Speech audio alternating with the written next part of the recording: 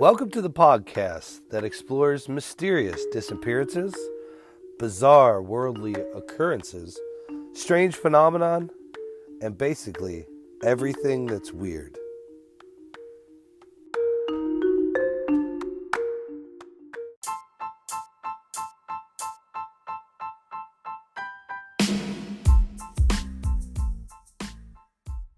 Welcome to the podcast, Everything That's Weird. We are your hosts, Brandon and Anthony, and tonight we are talking about Malaysian Flight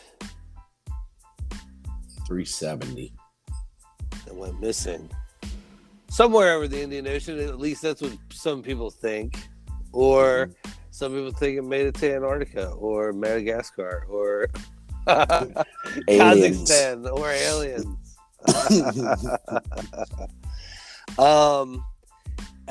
Okay, so right off the bat, if you remember that, I remember this. I just thought it went into the ocean. Yeah. and I, like right off the bat, I was like, well, I mean, it crashed in the ocean. The ocean's big. It probably broke up into a bunch of different pieces. Yeah, they're like, we can't find it. I'm like, well, of course you can't. Yeah, I mean, they knew exactly where the Titanic went down, and it took them how long to find that, Right. So I didn't think it was much of a mystery, and then I kind of started looking into it, and there is some mystery to it. There's a few weird things that happen, and what you'll see when we're finished telling the stories is a lot of different governments pointing at the other governments. And probably what led to this was people didn't want their technology known, so they kind of held records close to the chest in the name of national security. Not just us, but a lot of different nations. Yeah, when you say you have something, you have proof of it, then you have to explain how you have proof of it. Right. So, Malaysian Flight 370,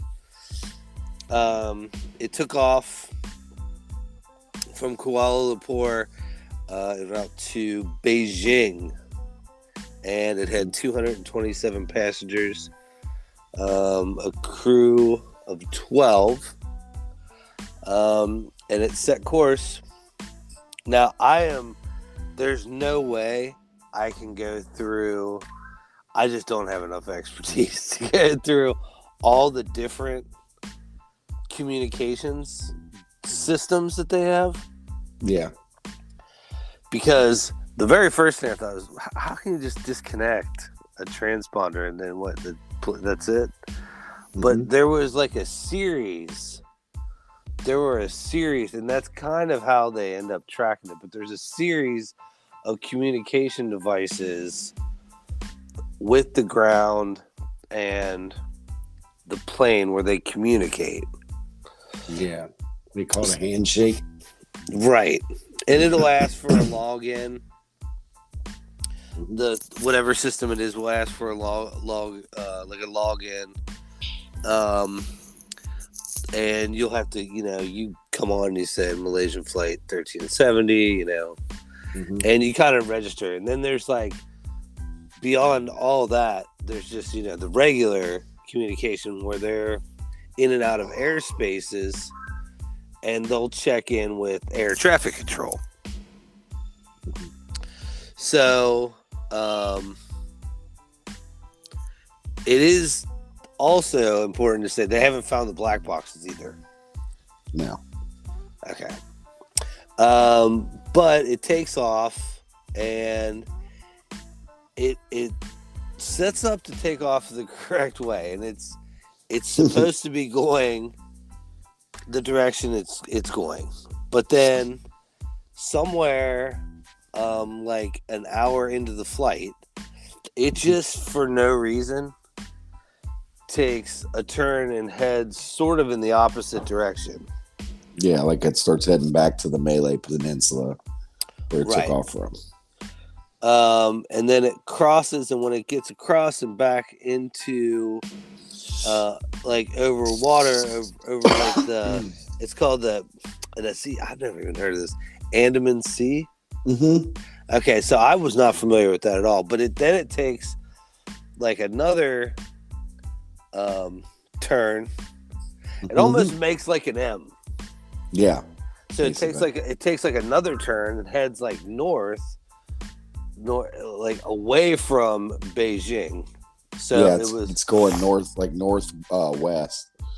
Right. So it's the complete opposite direction of where it was heading to start off with. Mm-hmm. And then it turns again and starts to head towards Antarctica.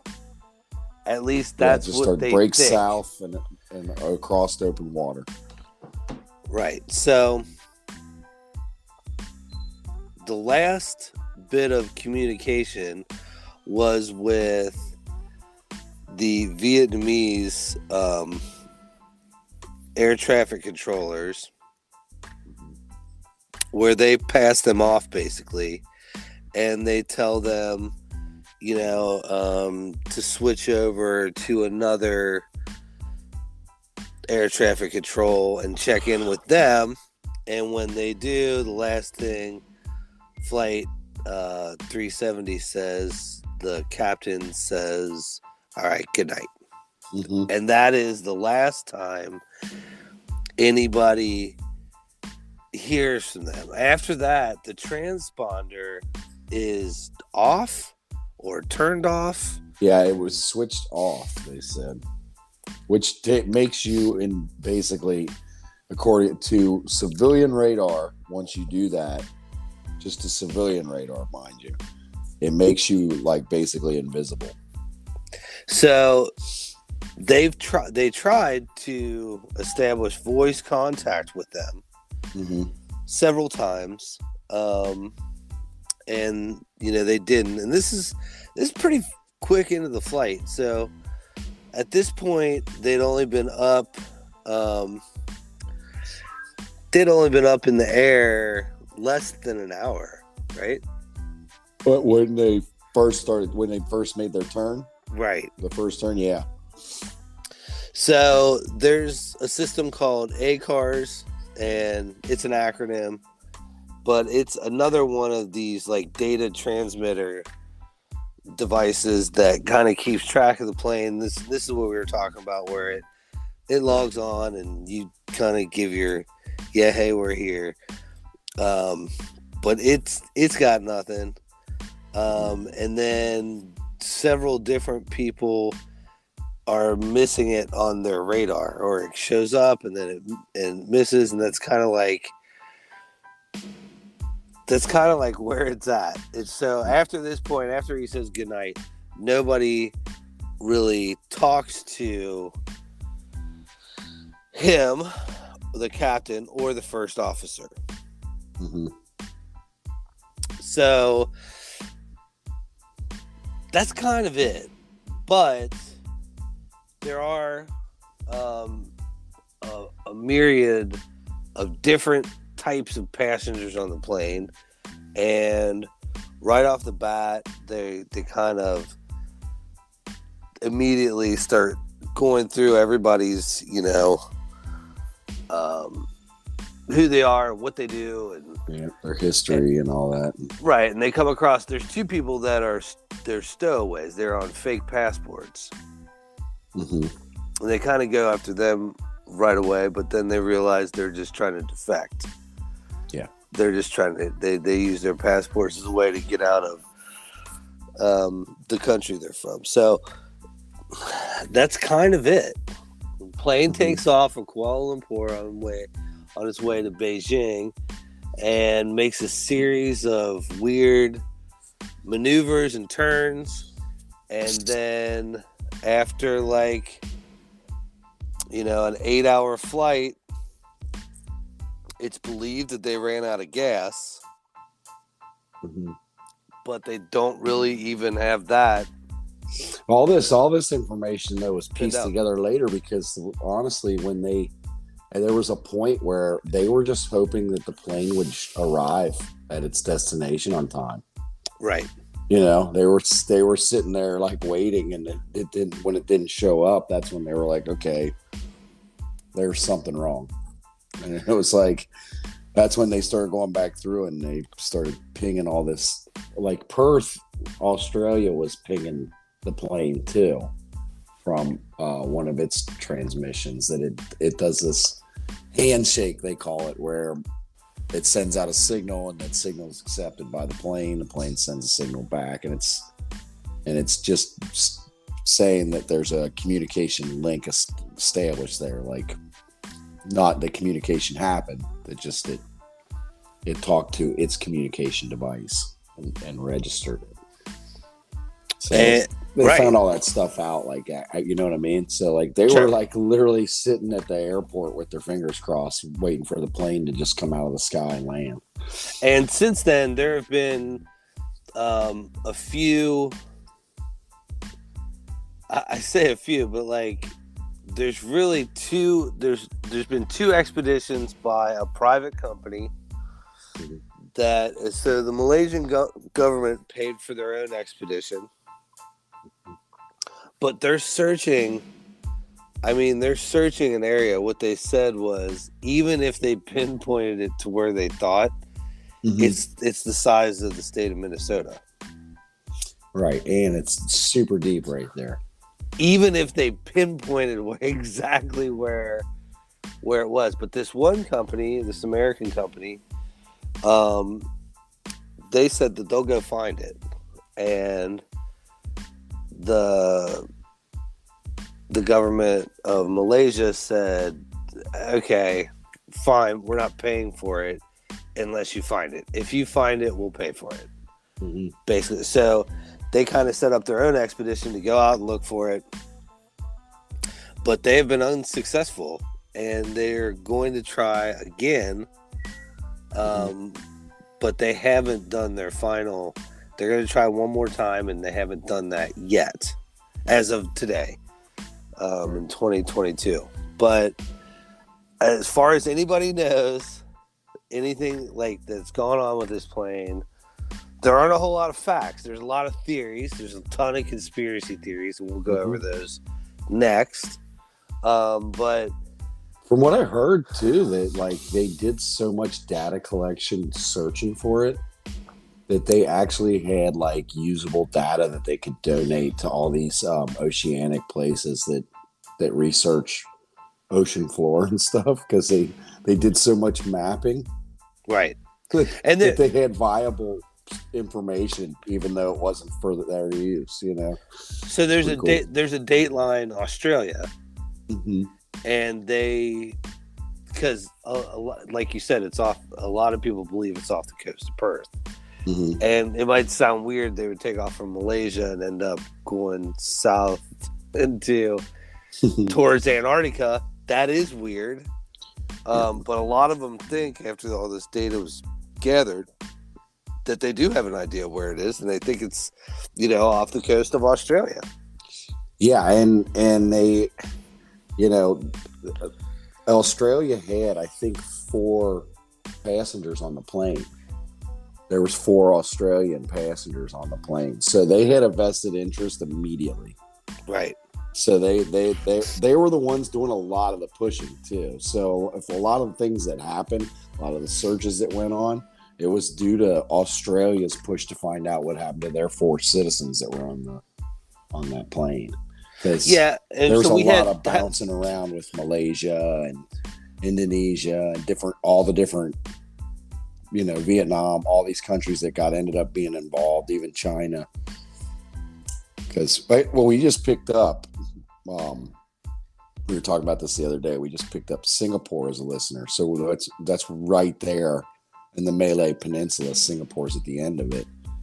And that Singapore is like the country that never wanted to be a country in the first place. It's like the only country that never wanted to be a country in the first place. It just kind of happened, and now they're like super successful. All right. dude, if you see the pictures of like their city, dude, it's It's ridiculous. Yeah, it's like it looks Crazy like Rich like the Asians. Jets. The movie was based off of Singapore Asians. Right. They send their kids to British boarding schools and stuff. Sure. They do. They're Asians, speak with a British accent. It's off. But yeah, that's it, and that's why Singapore was even a country, though, lends to kind of the climate of that area, where Singapore believed that if I have it right, and if I have the right of it, Singapore, the people in the area of Singapore, they were part of a federation of a bunch of countries in the Malay Peninsula, or a bunch of territories there, and they thought that the Malayan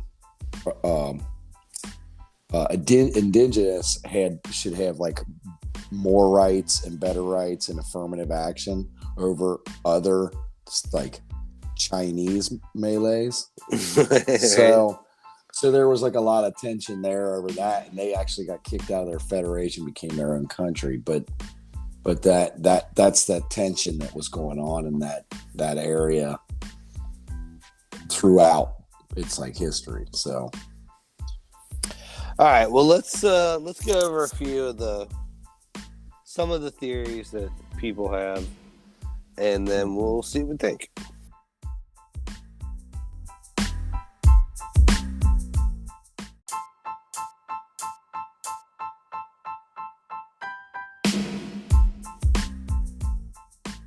What the one was to me was an obvious one, and maybe it's I just because I've heard stories from my wife's her friends. I thought it was the pilot. I thought they had to look at the pilot, and they did. Yes, they did look at him extensively. His name was Zahari Ahmad Shah. Mm-hmm. And he lived in like a gated community. Super experienced pilot.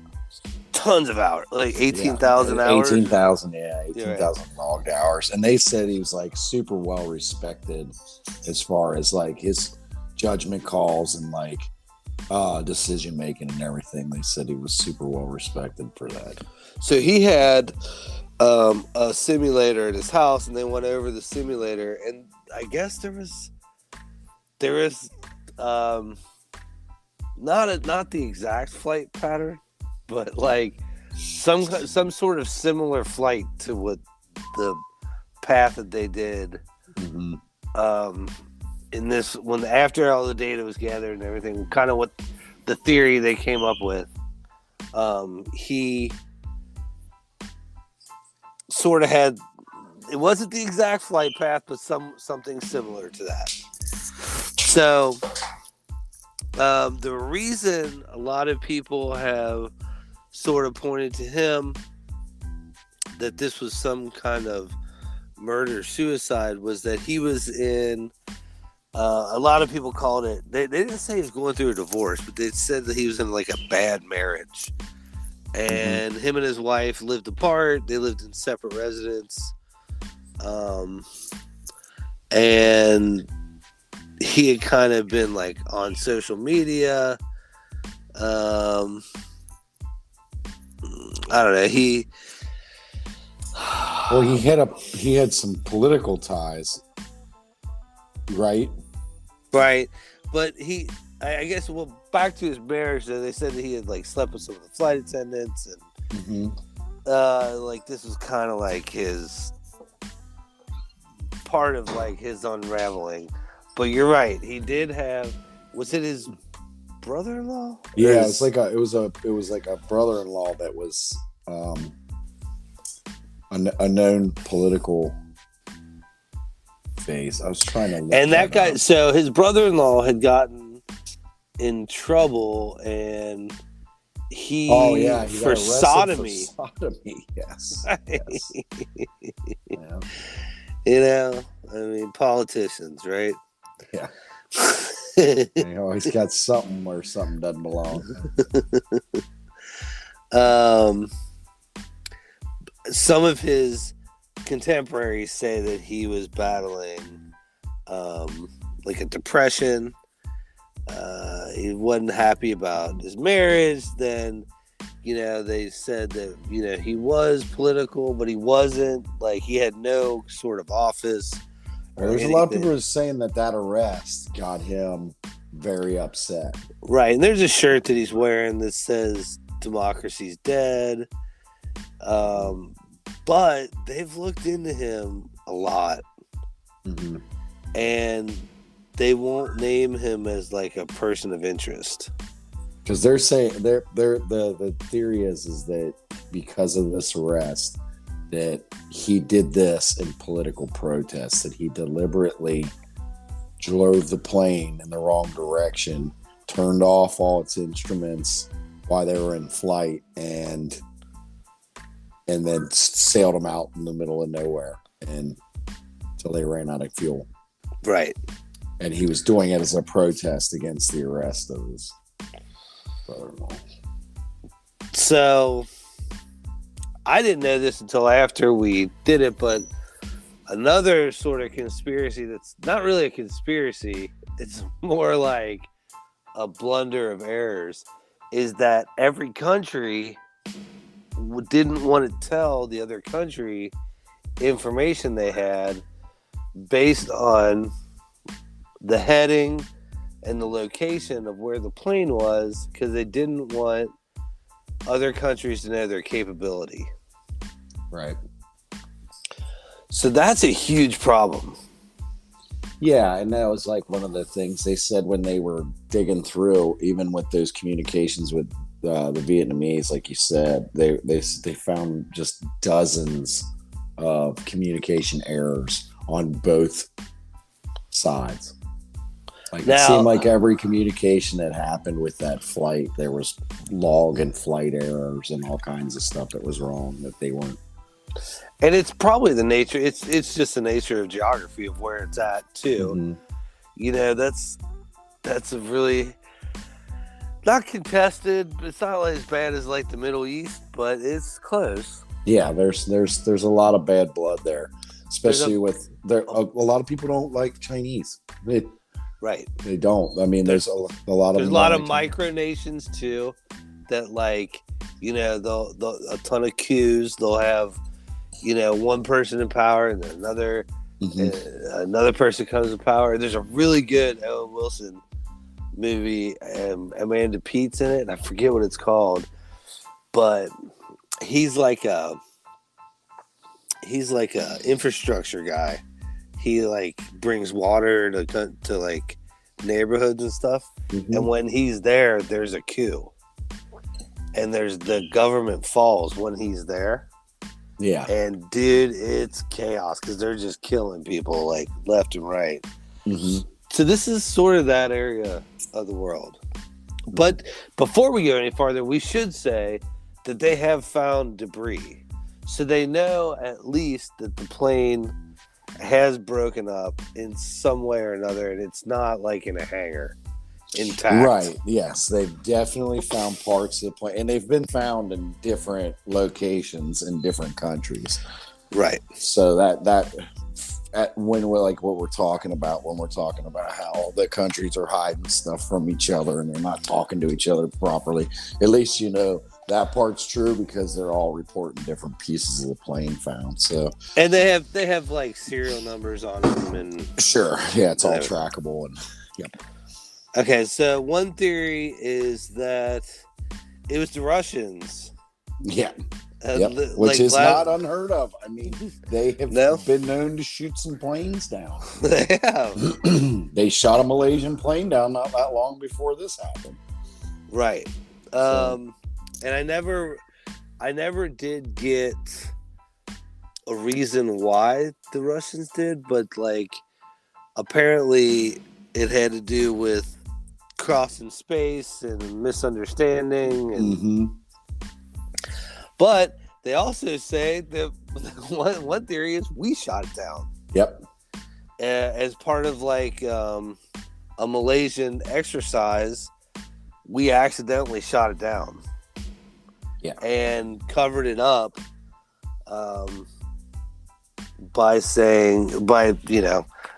not admitting all of the data that we found and not telling everything that we knew about it. Okay, another thing involving us is that we shot it down because it was we thought it was hijacked. Yeah. Again, this isn't none of this. This was with Thailand, and it was a U.S.-Thai joint jet fighters that happened to be in that area, and they believed, or it's believed as a theory that we shot it down out of safety. Mm-hmm. So yeah, because when a plane turns off its transponders and starts heading in the wrong direction, people perk up. A lot. So there were batteries on this. Do you know about this? No. The lithium-ion batteries. So a lot of people, well, not a lot of people, but this one guy claims that because there were these batteries on the plane,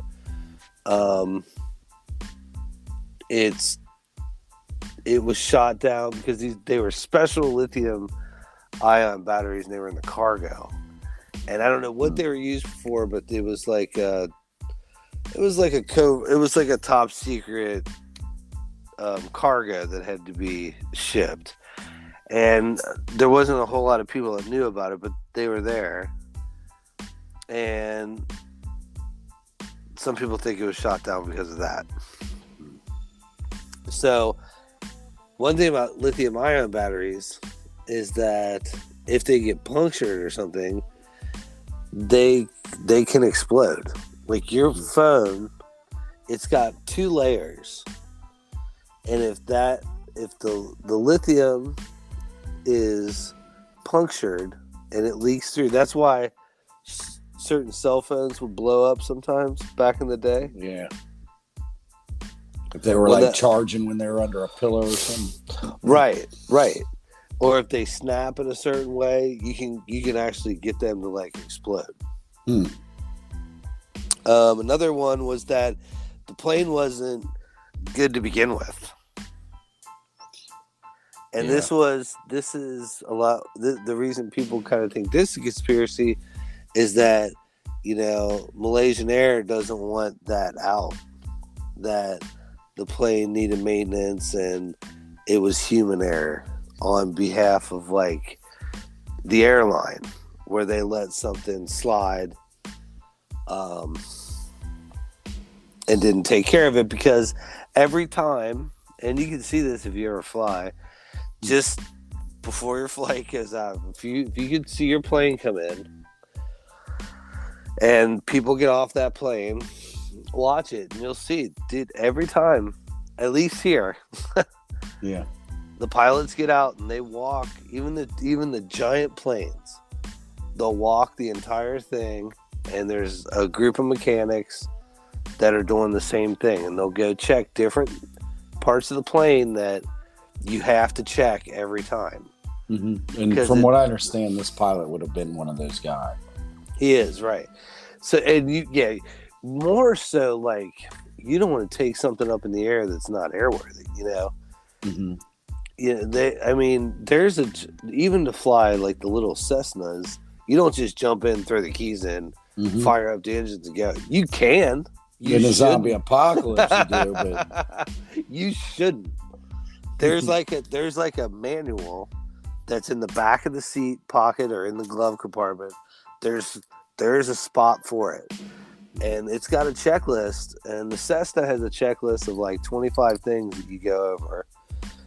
And one of the things with the John F. Kennedy crash, John F. Kennedy Jr., is that he didn't set his altimeter, so he didn't know how high he was, and he wasn't versed in flying on instruments alone. He could fly off sight, and ultimately he got lost, didn't know where he was in the air, because you're in a 3D plane. You don't know where. You literally fly blind. Right. So all of a sudden the water's there. you don't have time, you know, to pull up or get out of it, and you crash. Yeah, and well, even water's really hard to spot. Like it seems stupid to say, but if you're pointed straight down at the water and it's nighttime, it might as well just be the rest of the sky reflecting the sky. So right. I mean, you have even the bigger, you have lights, but I mean, it's not like driving, you know. Mm-hmm. There's not reflectors in the air. There's not, you know, if you've ever driven like on a back road, you know, like sometimes it's so dark, your dimmers, you know, your speedometer will blind you, and you have to like dim your interior lights because you can't see. Right. That's what it's like on a plane. So you have to learn to fly with, you know, your instruments. And if you're not versed in doing that, or something's wrong, or the plane has a problem, yeah, that's a problem. Mm-hmm. So the stowaway was, we kind of went over that briefly, that there was a stowaway on the plane, and the plane may have been hijacked. Right. I've never come across like a concrete theory about why they believe this. But there was an engineer that claimed there was like a 14th load, and I don't know what that means, but like somebody had, you know, gotten into the cargo bay and hid out until they were up in the air, and then it became like a hostage situation. All right, so the other thing is that it was a ghost plane, and a ghost plane is that there's like a decompression. So I do know this: when you're on a long flight like that, so we flew to Amsterdam, and we had like really kick-ass seats because she used to fly, and we had like the pod where it's like a whole, it's like you can lay flat out on your back and sleep, and then you have a TV and whatever. Okay, well, there's that, and then next to those, so those are all in the middle, and next to those they have little apartments, the wrong word, but it's like it's like the size of like a small walk-in closet. Right. Like it's, I don't know, it's 6x8, and it's got like a sheet around it, like a shower curtain almost. Mm-hmm. And on the long flights, the pilots will go back there. So like one guy will fly, and the other guy will go back there and sleep. They'll catch like, you know, a couple hours, so that one guy's not like, you know, trying to do the whole thing by yourself, because it is nerve-wracking. It's like working straight concentration with 200 people's lives, you know, on your conscience the whole time, and that's nerve-wracking. Yeah. And so they'll have like a rotation of guys that, you know, a couple guys will go back, they'll go sleep, and then, you know, the pilot will come back up, and he's like refreshed, and the co-pilot will go back, and he'll sleep, and he'll come back up. And so like it's kind of like a shift. So one idea is that it was like a ghost plane, and a lot of people think Captain Shaw, like the captain, was actually on break, like when all this is going down, and that the co-pilot, a guy named Abdul Hamid, was actually alive. He was actually the only guy alive, because there was a rapid decompression in the main cabin, and instantly everybody died for whatever reason. Again, they don't have the black boxes, so they can't tell if the oxygen masks were deployed. Right. But this does happen. There was that golfer. It's got hypoxia, right? Yes. So there was, who was the golfer? Was it Payne Stewart? Is that his name? Yeah. he was flying, and that happened to them, and they were in a plane, and they actually had fighter jets because they weren't answering, Mm-hmm. and the fighter jets went up, and they could tell everybody in the cockpit was out.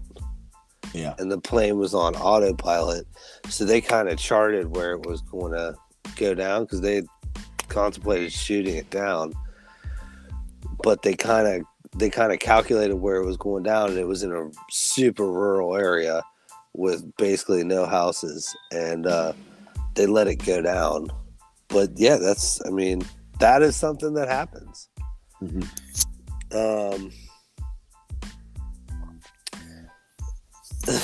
North Korea, my favorite country, is another, and that's another theory that they went in and they shot it down. The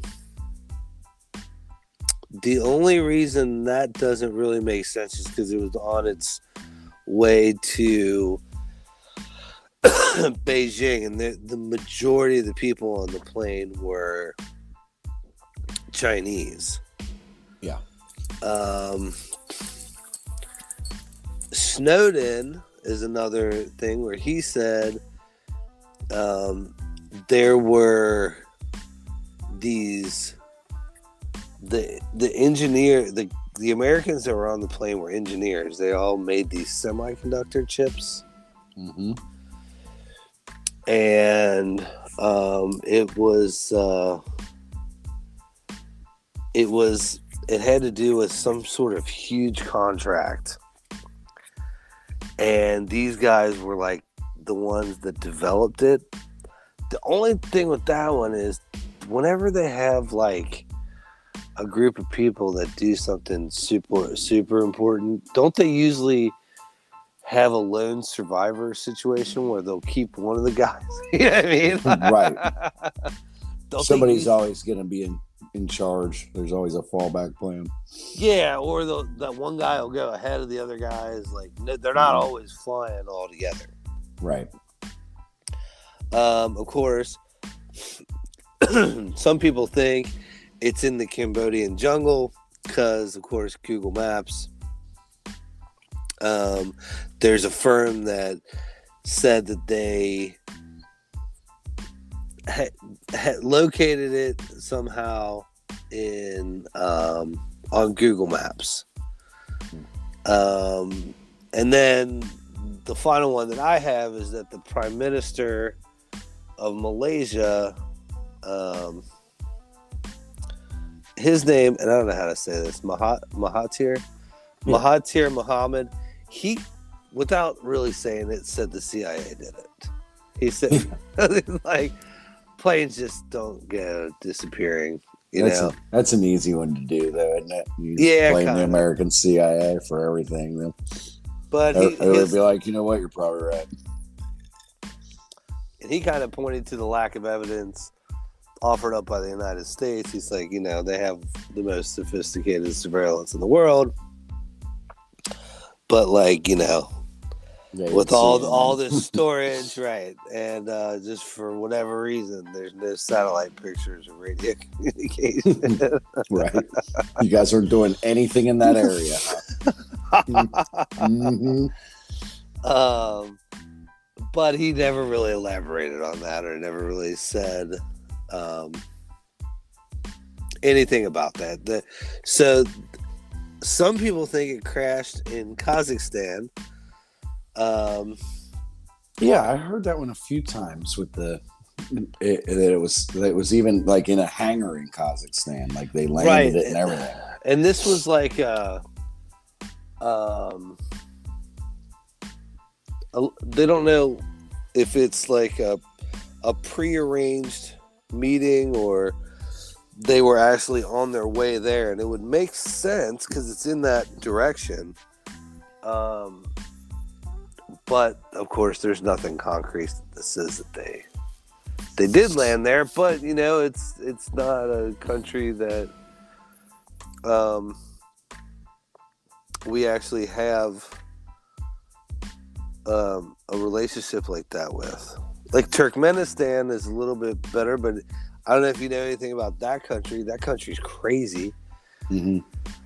Like you're only allowed to have white cars. That's super rich. Like, like it's super clean. There's nobody that lives there. All the buildings are white. They're rich in like natural gas, so they're like loaded. They have tons of money. You're not allowed to have a cat. You can have dogs, but it has to be a certain kind of dog. Like the president makes you read this book about how to be a gentleman. You can. That's crazy. It is weird, and then you can only drink his vodka. It's bizarre. Yeah. But that's pretty much all I have for the conspiracy theories. Did you hear any other ones? No, those are the ones I heard too. I didn't hear anything else that was like viable. So the sources that I have, I definitely heard that there was aliens, but right. But nobody gave anything that was like even worth investigating. You know, it was just kind of if aliens did it, we wouldn't even understand. So it's like, oh well, that's an easy escape. Right. So, okay, so I watched all the Datelines on this. Right. Mm-hmm. I watched several news, just on every news thing you can watch about it on YouTube. Of course, I consulted Wikipedia, read up on all the conspiracy theory websites. Now there was, and like we talked about it. Now the only thing that was different was that there was a couple people from Australia, including a pilot named Mike Glenn, that he's pretty convinced that it was an act by the pilot. According to him, the only way that like some of these time frames and like stuff would make sense, because like one of them, the hypoxia thing came up with the decompression of and it could have been this small unforeseen opening that decompressed the cabin slowly, because that happens too, where it happens so slowly you start to have like hallucinations and stuff, but you don't realize what's going on until it's too late. So those have been talked about, but for that length of time, for that event to be occurring, for them to be doing that 7 or 8 hours of just flying out into the ocean, you'd think somebody would have to be awake. Yeah. At some point, because it's a lot of flying, it's a lot of calculation, it's a lot of plane and operation. This is another like weird little twist. The co-pilot was like super religious, took his job really serious. It was his last flight before being tested as a pilot. And his like really good childhood friend is like J-Lo in Malaysia. She's like a singer. Okay. And she's like, yeah, no way. There's no way he was part of that. He's just a really easygoing guy. As far as being a planned thing to like down the plane. Yeah. But then she said he's really like by the book, and this isn't his MO. But then they came up, they had shorties in the cockpit.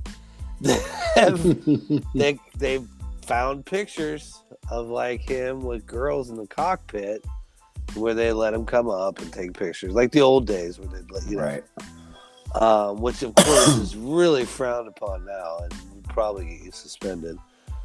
But they did, find evidence that he, every once in a while he lets it slip and loosens his tie a little bit.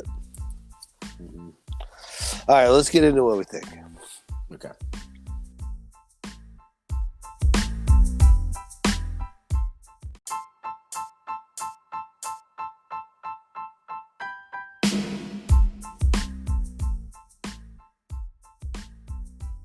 All right. You want to go? You want me to go?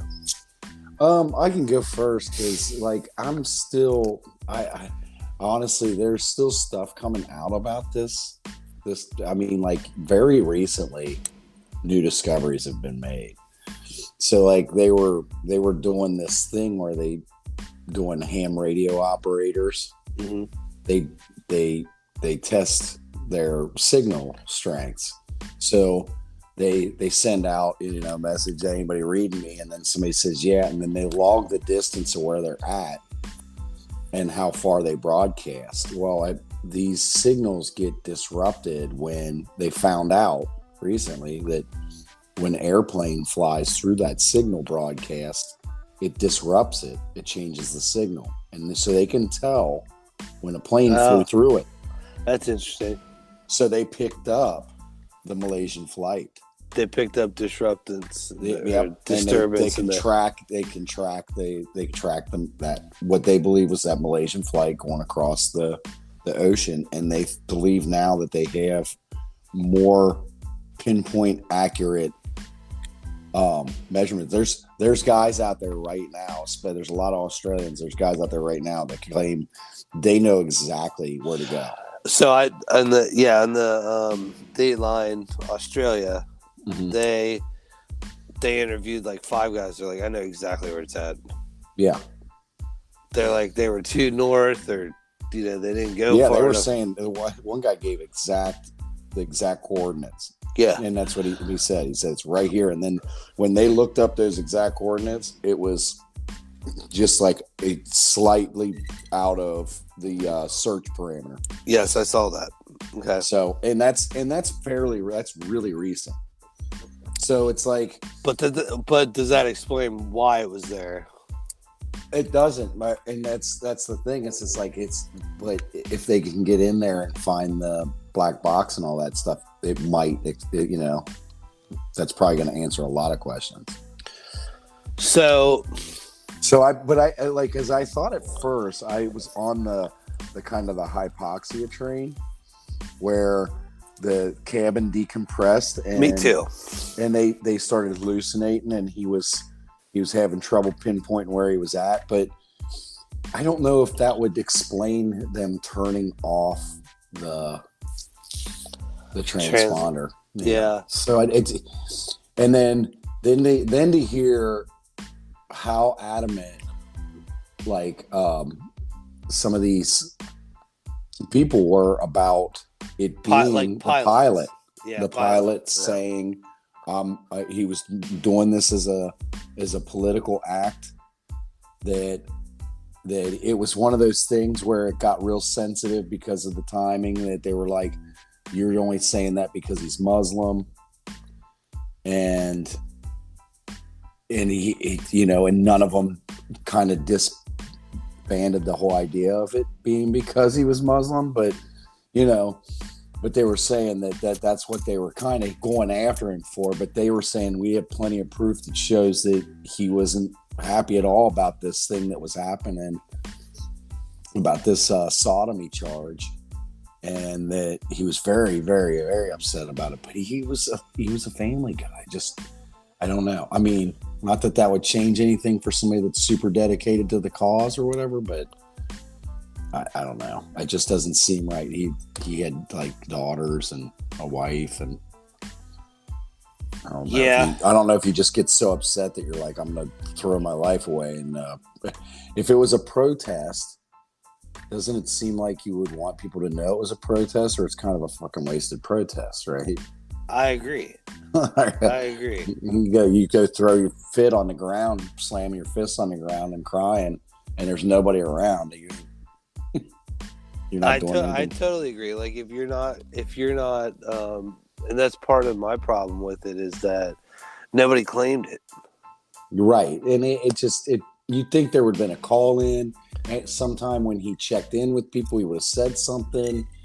There would have been some, or maybe there was like something left behind. But after they, like you said, they searched all through his life and stuff, and they didn't find anything that said, "Hey, I'm going to do this." And they also looked into both pilots to make sure that they didn't, conspire to work together. Right, have a history before this, and then try and get back together again. Right. Yeah. Sorry. So,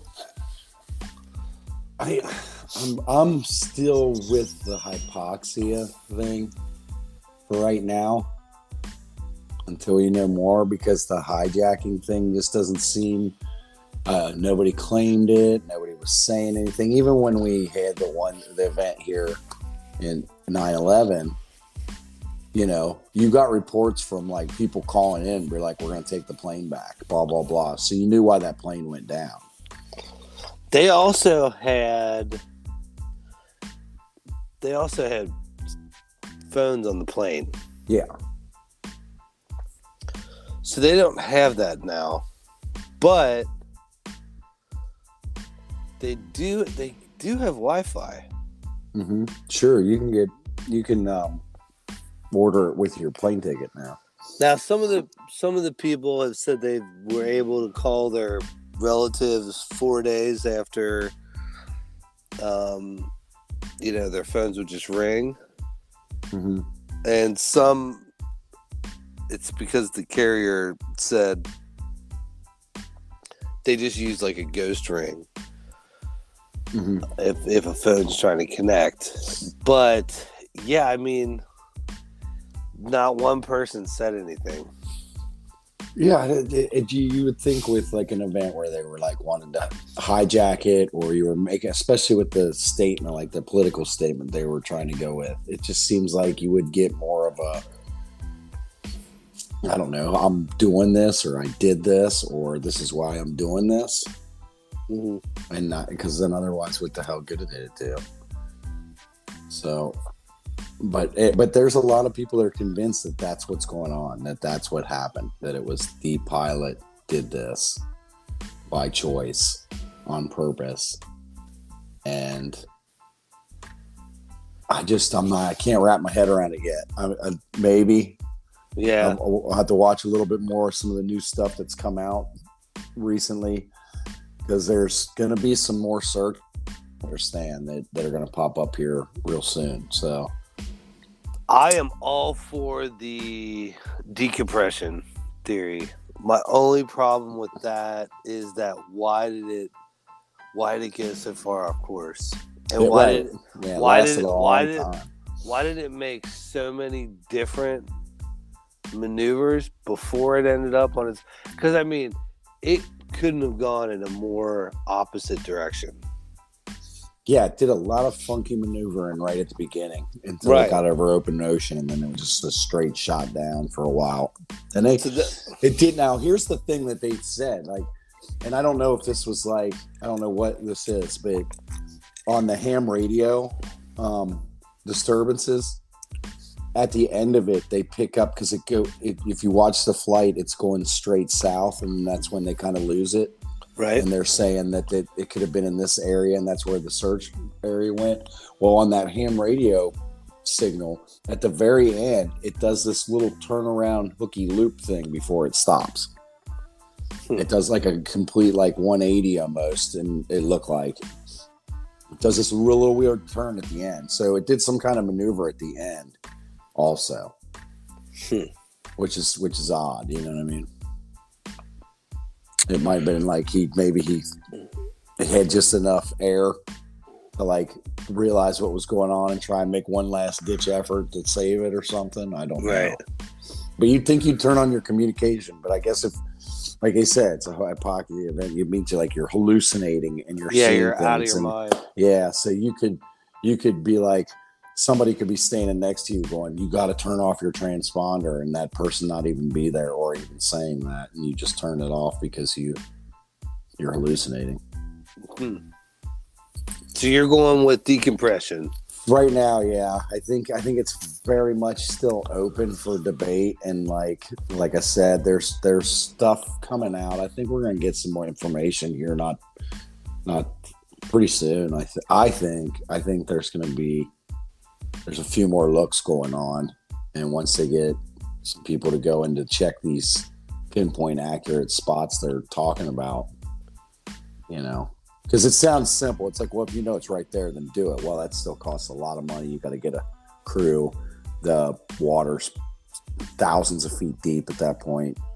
The area they're talking about, I think it ranges from like 6,000 to 8,000 feet deep. I mean, it's a mile deep. Yeah, that's crazy. So it's not like you can just go, even if you're like, I know it's right here, to get to right there in the ocean is a mother. So it's a monumental task. So I think we're going to find some stuff out, and I hope they do, because I know there's a lot of people out there that still want answers because their family was on board and stuff. So, but yeah, I think hypoxia is the most likely for me right now. I don't think the hijacking thing holds water too much. The hijacking thing for me doesn't. So okay, you're going with decompression. I think it is. Yeah. I pretty much agree with you. My only issue is at the beginning. Yeah. So maybe it was a hijacking, or maybe he did decide to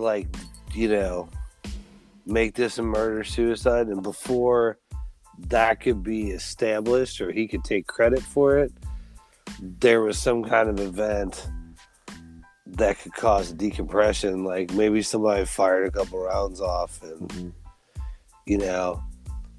when there was a lady that she got sucked out of the Southwest plane.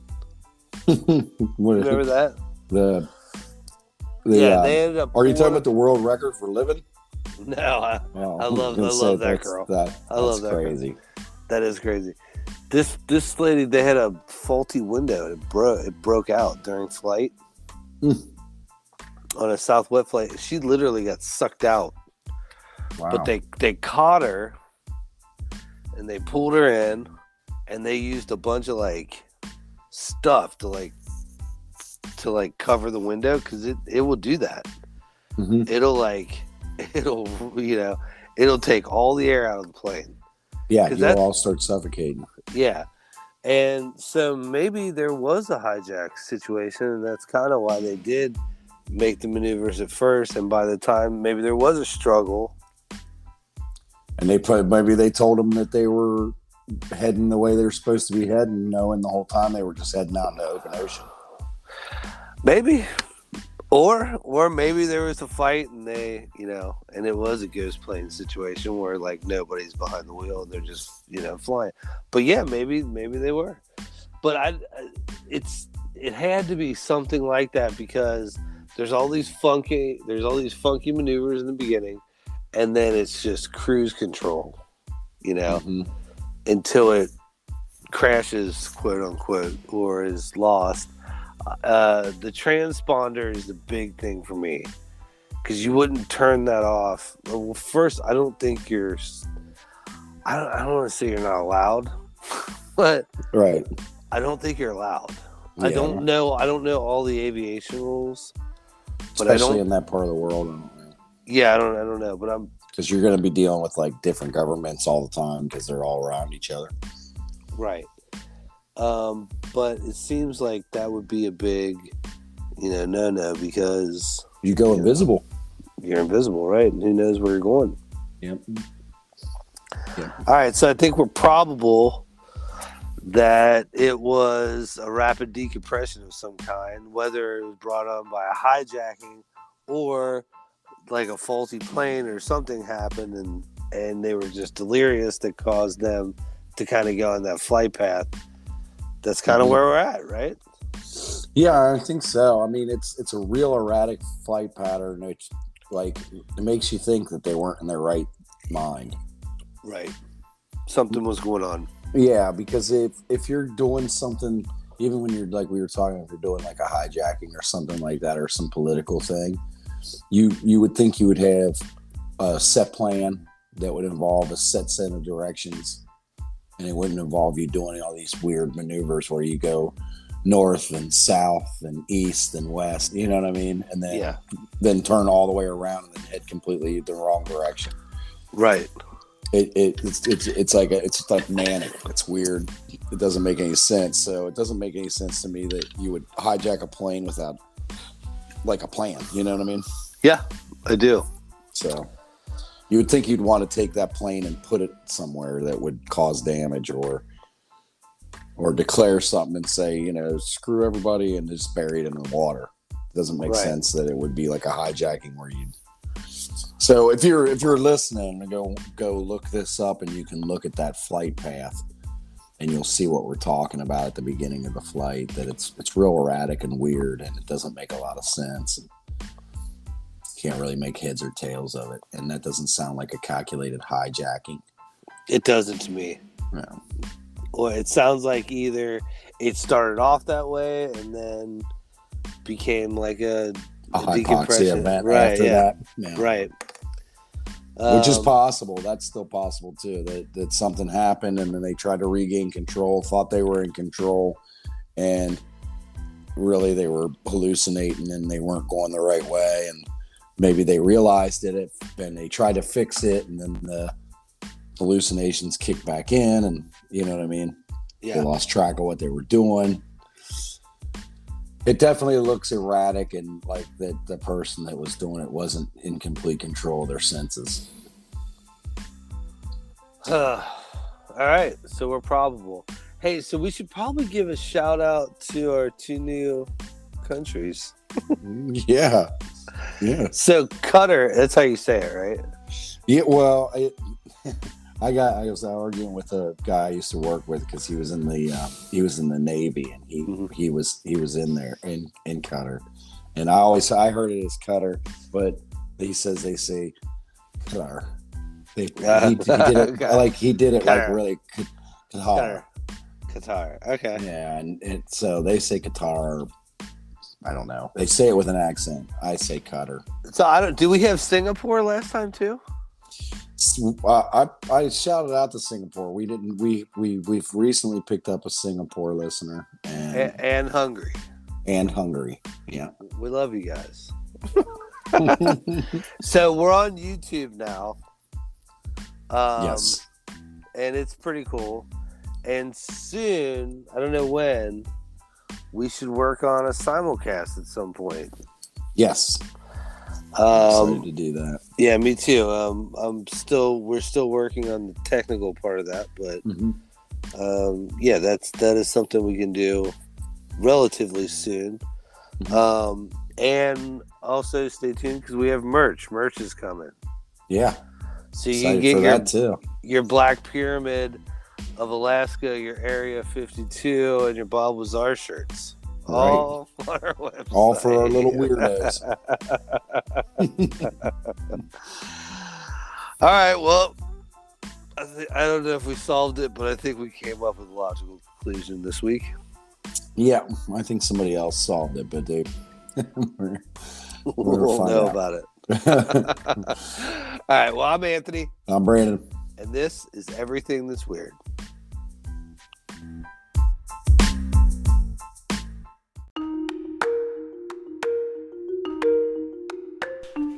For show notes and merchandise, go to www.everythingthat'sweird.com. Follow us on Instagram and Twitter. And be sure to like, subscribe, and review anywhere that you listen to podcasts. Thank you for listening. See you next time.